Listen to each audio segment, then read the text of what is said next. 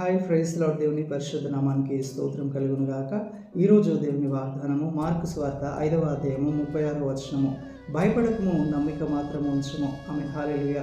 ఇక్కడ సమాజ మందిరపు అధికారి తన కుమార్తె బాగలేదని ప్రభువైన యేసుక్రీస్తును స్వస్థపరచమని వేడుకోవడానికి వచ్చాడు. అయితే ఇంతలోనే ఒక వ్యక్తి వచ్చి అంటున్నాడు ఏంటంటే, నీ కుమార్తె చనిపోయింది, బోధకుని శ్రమ పెట్టవద్దని. అయినా దేవుడు కనికరము గలవాడు. ఆయన స్వస్థపరచు వాడు మాత్రమే కాదు కానీ మరణము నుండి కూడా లేవనెత్తగల శక్తిమంతుడై ఉన్నాడు. అయితే భయపడవద్దని ఆ సమాజ మందిరపు అధికారికి ధైర్యమునిచ్చి, చూడండి, వేదనతో వచ్చిన ఆ తండ్రి బాధను, భారమును అర్థం చేసుకున్న వాడై దేవుడు ఆ ఒక సమాజ మందిరపు అధికారి ఇంటికి వెళ్ళి అతని కుమార్తెను ముట్టి, తల్లి తాకుమి అని చెప్పి, చిన్నదాన లెమ్ము అని చెప్పి ఆమెను మరణమైపోయిన ఆ బిడ్డను తిరిగి జీవింపజేశాడు.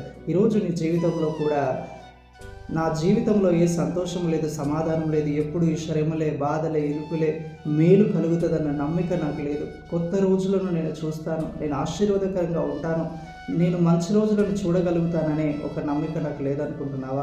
అయితే దేవుడు అంటున్నాడు, నీ పరిస్థితి అందు కాకుండా నీ ప్రార్థన విని నీ పరిస్థితులను మార్చగలిగిన దేవుని యందు నువ్వు నమ్మిక ఉంచు.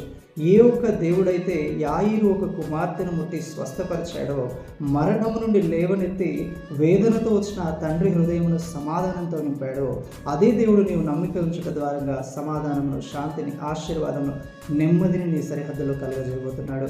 ప్రభువుటి కృప మనందరికీ దయచేయునుగాక. Amen. Praise the lord. May God bless you all.